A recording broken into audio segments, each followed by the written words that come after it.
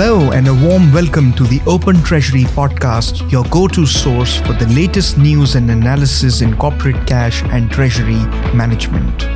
This show is brought to you by CTMfile.com and the Treasury News Network, where treasury professionals learn and share the information that matters most.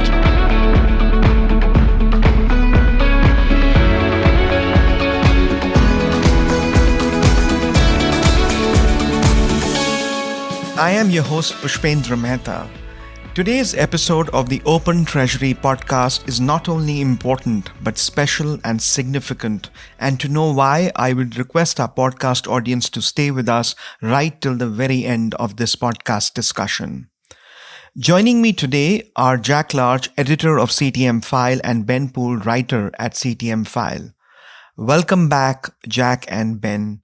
Thanks very much, Push. Good to be here. A big thank you to both of you for taking the time to share your perspectives with us on topics that impact the world of cash and treasury management.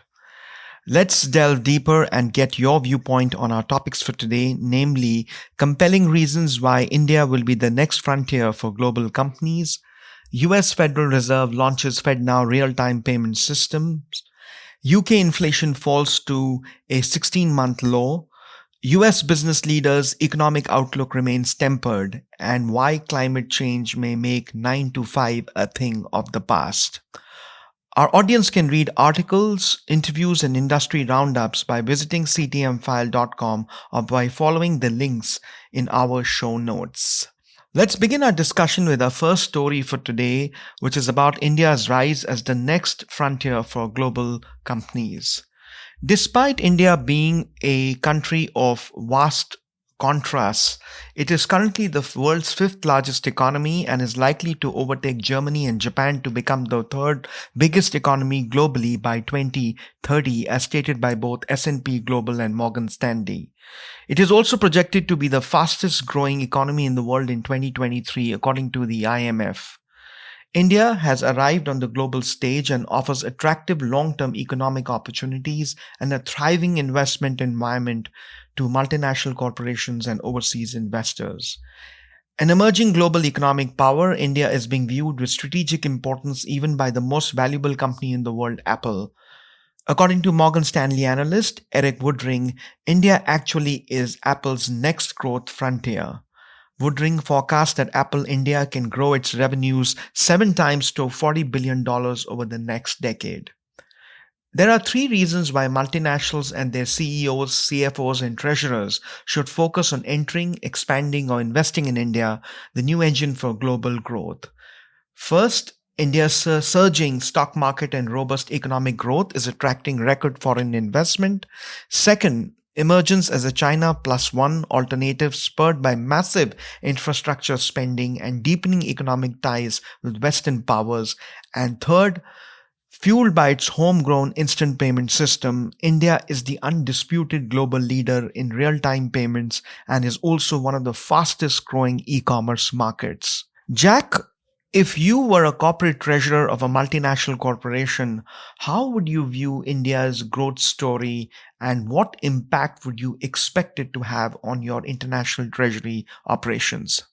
First, I'd like to say congratulations on this article. It's very comprehensive, really, a lot of important information and views together. I really liked it. In terms of looking at it from a perspective of a global corporate, I think it's inevitable you have to go there because of the size of the market and the infrastructure. The infrastructure is really important. It isn't just that they are the leading user of real-time payments, which I dispute with the UK, but it's the other infrastructure, the UPI infrastructure, the interfacing and so on. The infrastructure is there for a modern global company to grow really fast. I think that's the first thing. The second thing I was surprised about is that most Indians prefer jobs with large and established organizations instead of startups. Yet the conflict with that is it's one of the biggest places where startups are growing. I think there's a conflict there, and in the long run, that may bring them into problems. In the long run, the issue is their ties with Russia, and that is going to hit them badly. I think there can only be bad consequences of that. Also, the other thing that's going to hit them is, as we saw in Pakistan, global climate change can destroy the country. I mean, basically, Pakistan was just flooded, stopped working. And there can be regions in India that do the same. So, having said that, I applaud Apple's China plus one strategy, because that's the way to manage the might of China. We used to do it with Japan. We now do it with China. It's important not to put all your eggs in one basket, but India is a very attractive market, whichever way you look at it. I absolutely agree with Jack's point there. And Jack mentioned UPI, and I really think that it's a huge benefit and opportunity for India, for corporates that are entering the Indian market or investing in growth in India.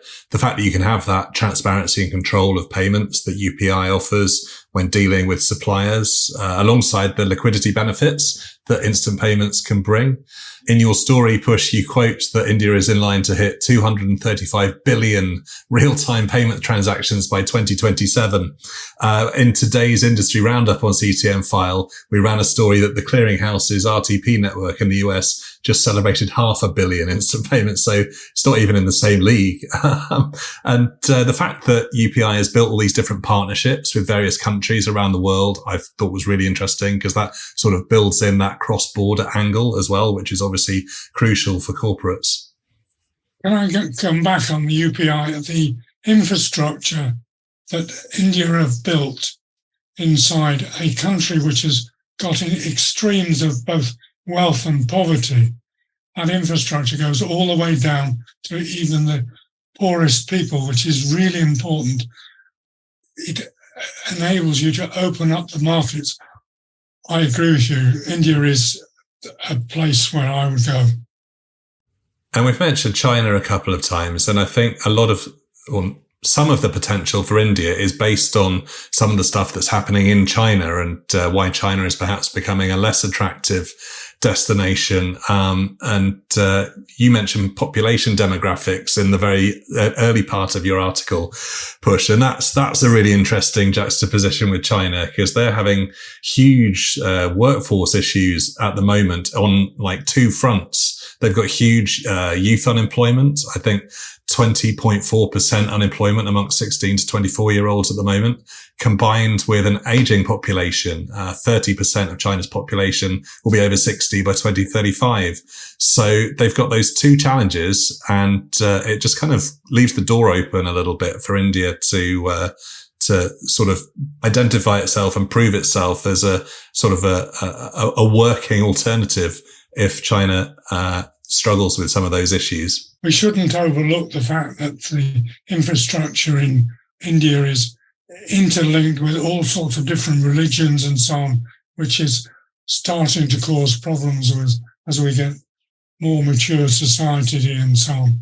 It's not going to be an easy road, but I think it's a road I would go down if I was a large corporate. The next story that shifts from India to the US pertains to the US Federal Reserve's launch of FedNow, its long-awaited real-time payment service. Banks and credit unions of all sizes in the US can sign up and use this tool to instantly transfer money for their customers any time of the day on any day of the year. To start, 35 early adopting banks and credit unions, as well as the US Department of the Treasury's Bureau of the Fiscal Service, are ready with instant payment capabilities via the FedNow service. In addition, 16 service providers are ready to support payment processing for banks and credit unions. For now, the Fed will cap transfer amounts at $500,000 and set the default transfer limit at $100,000 for a financial institution. The United States stands on the brink of a groundbreaking leap forward in the realm of payments and instant money movement. If you were a US corporate treasurer, Jack, what would be the most important aspect of FedNow's real-time payment service that would attract you to adopt it, and what aspect would you be most wary or watchful of? This is an amazing story because we just had India with real-time payments right across the whole continent.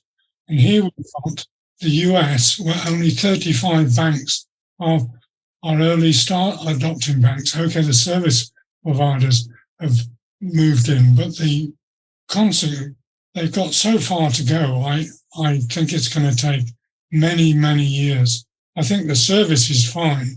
The problem is the market and both the banks and the corporates are not really ready in lots of different ways. There's loads of infrastructure internally which need to be developed. The other point is that payment habits change very slowly. And in the US, it seems to be glacial progress. Yeah, I mentioned earlier that obviously the clearinghouse's RTP network just had that landmark 500 million transactions. So obviously FedNow isn't the only game in town when it comes to instant payments in the US.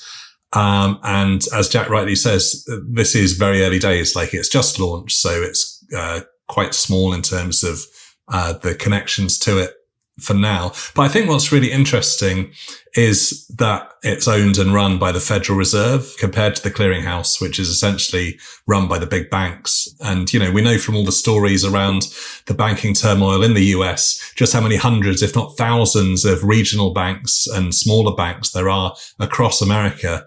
Every single one of them has some sort of relationship with the Fed. Ideally, what the promise of FedNow brings is that every single one of those banks can now offer instant payments to their customers, which is huge. You know, it opens up instant payments to small town America. So there's a kind of social equity element to it.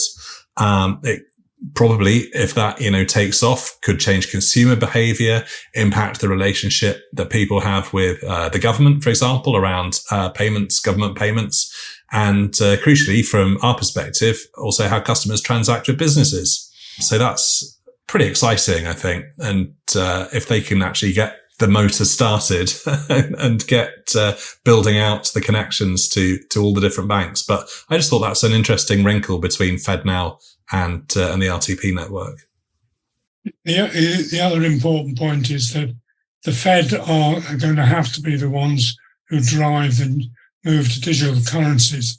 And if you combine these two, FedNow with digital currencies, you start to see the model that's emerging that I think they're going to drive the payment system and the economy.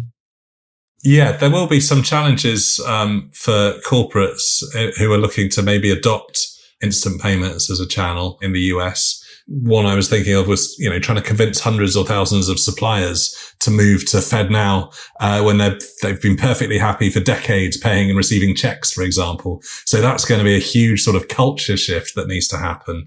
But I think, you know, ultimately what we've seen in many, many other countries that have adopted instant payments is that it has a real impact on those sort of legacy instruments like checks, like cash even. That's something to watch in the US as it ramps up. Absolutely. And I hope it is transformative and plays a very important role in modernizing payments in the US as well. The next story that merits discussion is about UK's inflation rate dropping to a 16-month low, fueling hopes among investors, treasurers, and economists of a shift away from the worst price spiral in the group of 7 nations. The UK's Office for National Statistics (ONS) data reveals that annual consumer price growth cooled sharply to 7.9% in June, from 8.7% the previous month, marking the first time in 5 months that the headline reading came in lower than expected. Underlying pressures also retreated from the highest in 3 decades. Core CPI, which excludes energy, food, alcohol, and tobacco, rose by 6.9% in the 12 months to June 2023, down from 7.1% in May. The news comes as a slight surprise to markets, which had anticipated core inflation would be unmoved and that headline inflation would only fall to 8.2%. The Bank of England's target is to bring headline CPI inflation down to 2%, so policymakers could still press on with interest rate rises in the months ahead. While the UK inflation has fallen to its lowest level since March 2022, from a corporate treasury perspective, does the inflation still remain much too high and a continuing concern? Yes, and it's going to be, and inflation globally is what worries most businesses, isn't just small businesses, it's large corporates as well. What we need to understand is that the impact of this inflation is very different depending on who you are.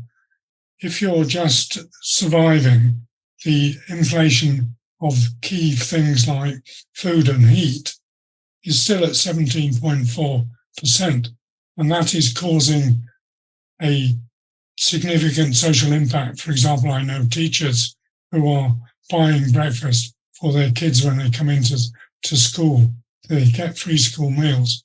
That is influencing everything else. And I agree with the banker who said that we're still focusing on liquidity and balances, but the impact of this is going to be severe. It's going to be 2%, which is the Bank of England's target, is a long way off. I can't see interest rates dropping significantly at all for many months, if not into years. Is there another solution, a way of approaching this? Definitely, rates do just seem to be the one tool that the bank is deploying to try and get to grips with inflation. Obviously, it's good news that the headline inflation was down more than expected, but that's just one reading from 1 month. And while core inflation also surprised in terms of that falling, it's still historically high. Earlier this month, JP Morgan said that it expects UK rates to peak at 5.75%. So that's another 75 basis points from where we are now. But it also noted that under some circumstances, it could hit as much as 7%, which is pretty astonishing. So, that really just shows corporates that are listening to this what might be in store in terms of when it comes to negotiating lending facilities and credit and all that stuff. It's great on the cash investment side, but it's not so great on the debt management side. Yeah, and it's not so great on the investment side because the banks are not putting up the interest rates anywhere near the way the loans are increasing. So it's still not good. Still not good. No, I think that's, with it at 7.9%, that's definitely far, far, far from the 2% that the Bank of England is trying to get to. From the UK economy, we're going to move back to the US economy, and our next story revolves around how the US economy should continue to grow at a tempered pace from here. Despite continued macroeconomic challenges, just under half of US mid-sized business leaders expect a recession in the second half of 2023, finds JP Morgan Chase's 2023 Mid-Year Business Leaders Outlook Survey. Some 45% of business leaders anticipate a recession before year-end or believe the economy is already in one, down from 65% 6 months ago. Alternatively, 36% of respondents do not expect a recession this year, and 20% are uncertain whether one will occur. The moderated recession fears come as most business leaders remain pessimistic or neutral in their economic outlook. Even as the optimism for the global and the US national economy slightly increased from the start of 2023, yet business continues to face the persistent challenges of inflation, interest rates, and labor shortages.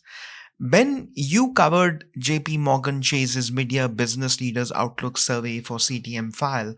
So I would like to know from you first if you remain pessimistic, neutral, or optimistic about the US economy for the rest of the year.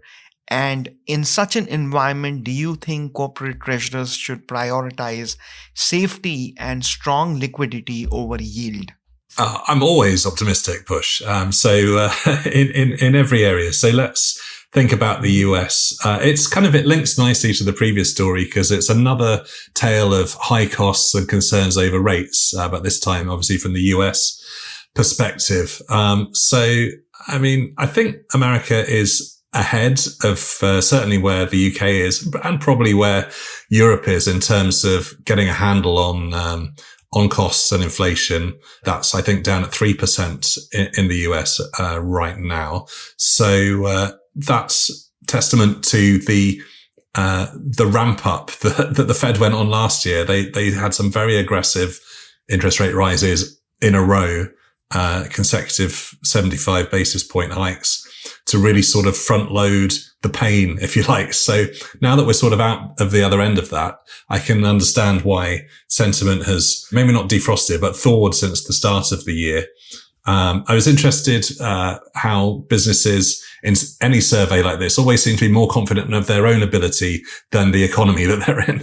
And that was the case here. I think 67% are confident in their company's performance for the rest of the year. And sentiment around the US economy as well is on the rise. So I think it's a positive but cautious statement. And I think that is generally the right way to be in corporate treasury. You know, you want to look for the opportunities when they're there, but the main thing is to be cautious and protect the capital at risk. So I think it's quite sensible, the general conclusions that were drawn from this polling. I agree with all that Ben said, and the point I'd like to add is that the Fed took hold of the problem much sooner than the Bank of England, which we are facing the problems as a result. The other point I'd like to make is that nobody's really certain. What Ben pointed out, that companies are certain of what they can do, but the economy as a whole, they're not so certain. And I think that's prevalent right across the world, not just in the US. And we're seeing increasing emphasis on making sure you've got certain liquidity, and the banking issues are a problem, making sure that your assets are in the right place and ready for any tensions created by the economy and the economic conditions. Overall, people don't know. They're just being very cautious. Moving forward from the persistent challenges of inflation, interest rates, and labor shortages, let's move on to our next story, the fifth story for today that merits discussion, which is about climate change and why climate change may alter the 9-to-5 workday. Working 9 to 5 could become a thing of the past as the world becomes hotter amid global warming, and companies may need to revise their employees' working patterns to cope with uncomfortable heat levels, according to researchers from the University of Oxford.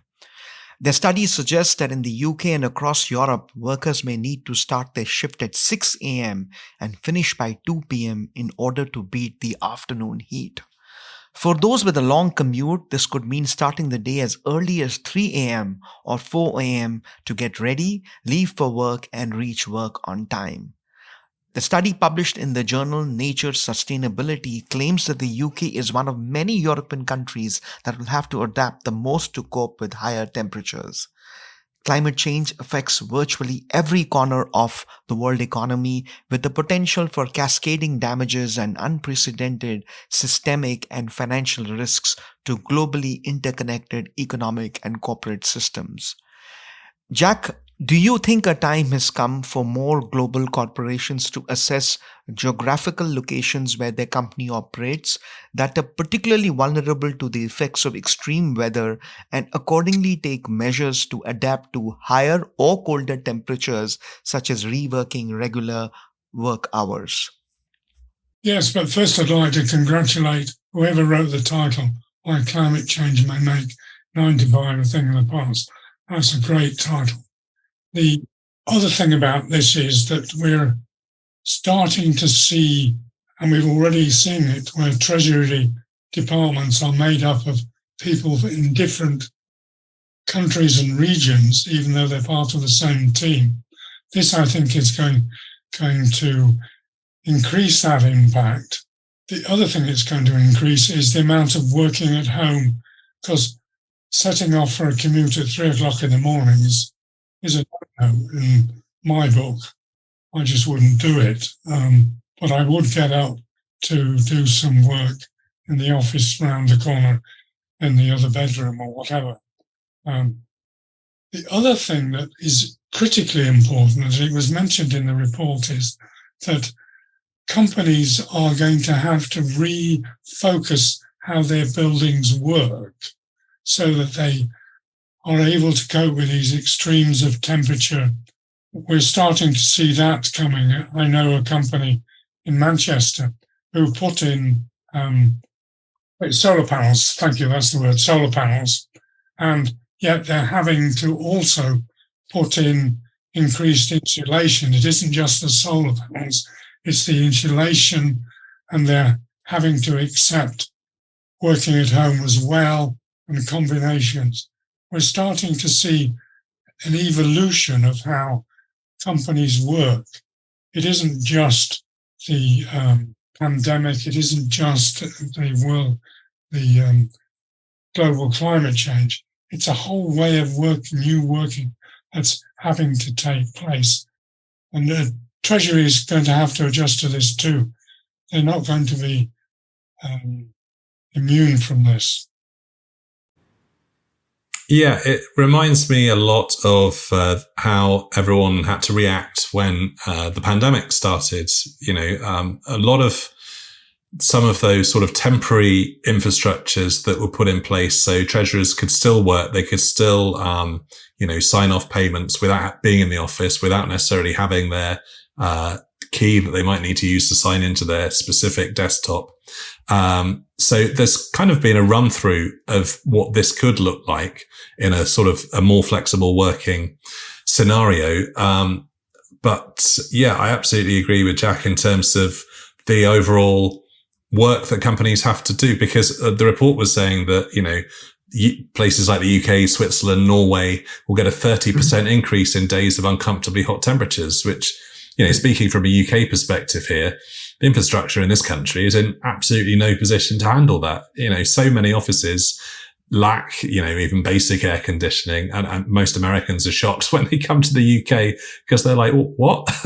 You just open a window? What? So, that's one that, train cancellations. Anytime there's a hot day in this country, the train tracks can't take it. So all of a sudden the whole train network shuts down.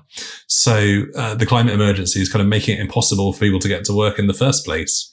So that's something to look at. Also, the working from home option is great for treasurers and office workers, but it spells serious trouble for, staff of factories, warehouses, ports, hospitals.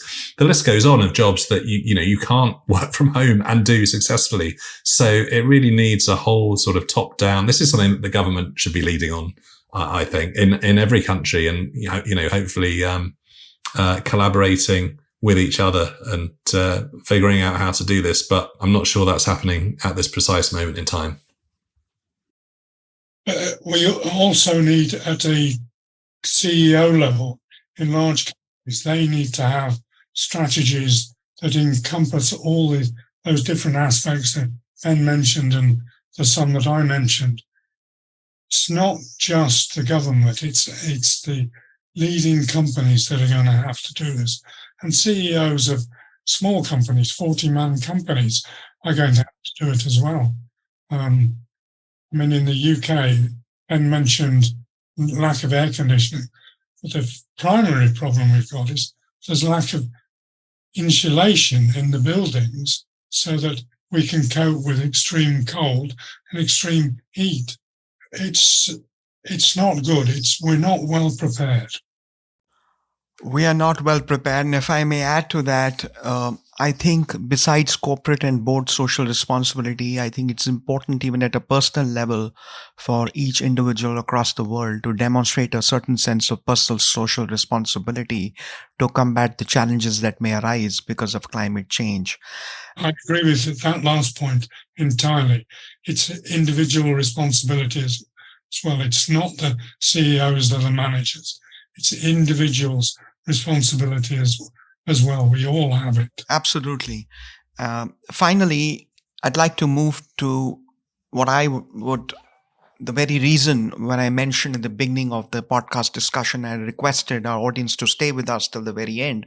The reason why I requested you to do that, if I may like to make this as the most important story of the week. And Ben, can I ask you to go first and thereafter request Jack to relive his journey of starting CTMfile.com and building it into a leading treasury news site? Ben, please do the honors first.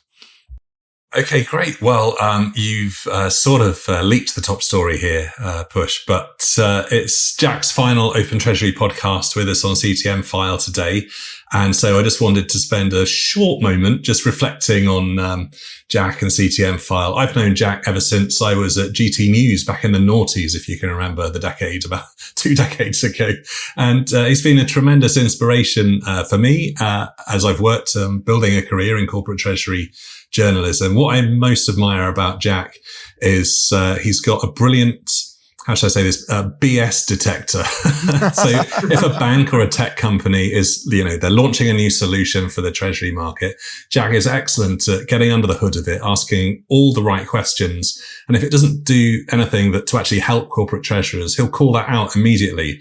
And that's a rare skill. I mean, a lot of people can figure that out, but not many people will then actually go to the bank or the tech company and say, why have you done this? It doesn't make any sense. Jack also gave me my original gig with CTMfile back in 2019. So it was great to have a chance to work with him in recent years on that and just really get to be a part of the insights that Jack shares with the whole global treasury community through CTMfile. Obviously, outside of treasury, Jack's a big Chelsea fan, and I really enjoy time to chat about football with him. And even though I'm a long-suffering Everton fan, he doesn't lord it over me too much. So I just wanted to thank Jack for all his guidance and encouragement he's given me in my career so far, all those great insights and people that he's got to speak to on the CTM platform to really inform the treasury community. And yeah, just wish you all the best for the future, Jack. Thank you very much. Hopefully you're not too embarrassed by all that. Jack, may I request you to relive your journey of starting CTMfile and building it into a leading global treasury news website? It was my wife who said, you keep on doing bits and pieces. You need to write a blog. You need to do a website. And I went, what? And then the more I thought about it, the more I realized it's the only thing I really wanted to do.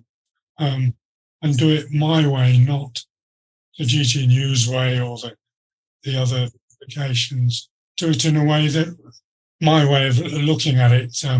Ben's absolutely right. I do call out things that don't work. And I've occasionally got plonked on my nose twice because I just upset somebody so much. But it's what the readers want is the reality of what we were doing. So we had a first try at building it, which didn't work. And then we had a second try, which was much better, and which is now the framework for CTMfile, and is what you're now using. I learned 4 things, though, during the time during this. Corporate treasury has become central to companies. It's not just a periphery operation, it's central to the operations and the strategy of companies. It's become, over the last decade, it's become essential. It's become technology-driven, obviously, but it isn't always understood how much technology is involved. But it still remains about liquidity and balances and procedures. That's how you manage. Having said that, the biggest thing we've just been talking about is climate change, because it's going to change literally everything. Corporate treasury is going to have to evolve, and news sheets are going to have to evolve. I mean, increasingly, they're going to your readers are going to rely on what you cover in CTMfile because they don't have the time or the wherewithal or the physical ability to get to these large conferences and so on. Increasingly, it's going to be little podcasts and items, key items that you write about, and then you do a podcast, and that brings things together. That's how I see Treasury moving. Big conferences, I think, are going to become less and less important. But the number one thing is going to be climate change. Jack, is there anything else that you would like to share with us? Any final thoughts?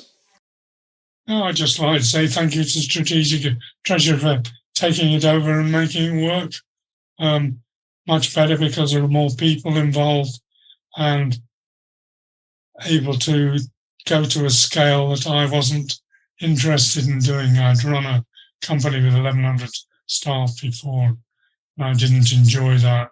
So I didn't even want to go to the scale that Strategic Treasury are in. So thank you for taking it over and making it work. Jack, on behalf of CTMfile and our entire team, I would like to extend our appreciation and utmost, or shall I say deep gratitude to you for your immense contribution in building CTMfile.com into one of the most, what I call, influential cash and treasury management news media sites globally. During my time here, I have learned a lot from you, Jack, and I consider myself fortunate that we worked together. Thank you so much, sir, for helping me grow as a treasury and finance writer, interviewer, and podcaster. We at CTMfile wish you all the success for the future, as well as good health and happiness to you and your family. Also, let me thank you and Ben in abundance for your participation in today's podcast discussion and for enriching the conversation. We would also like to thank our CTMfile audience for joining us on this edition of Open Treasury. Please subscribe and look in the show notes for the article links. Thank you.